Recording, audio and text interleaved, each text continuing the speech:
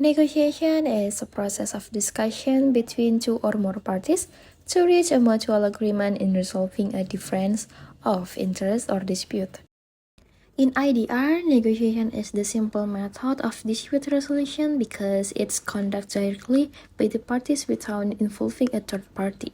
Through negotiation, the parties attempt to communicate, exchange opinions, and find a solution that is acceptable to all parties.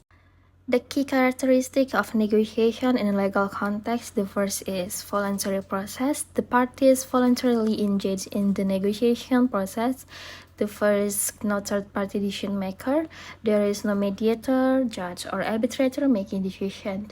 The third is party control. The parties have full control over the negotiation process and its outcome.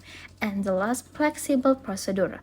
There are no formal procedures as in a court hearing. In a legal practice, negotiation is not merely a matter of discussion, but involves strategy and an analysis of parties' interests. There are two main approaches to negotiation. The first is positional negotiation. In this approach, each party takes a fixed position and then negotiate until a compromise is reached. However, this approach often results in a win-lose situation.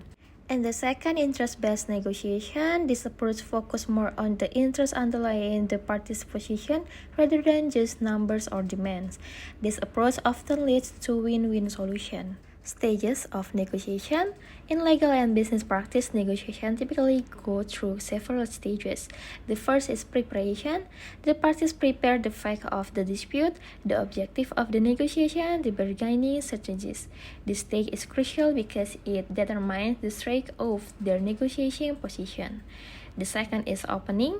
The parties begin communicating and explaining their position. The third is bargaining. This is the main stage during which the parties make concession, and seek common ground. And the last, agreement. If the parties reach an agreement, the outcome of the negotiation is typically set forth in a settlement agreement.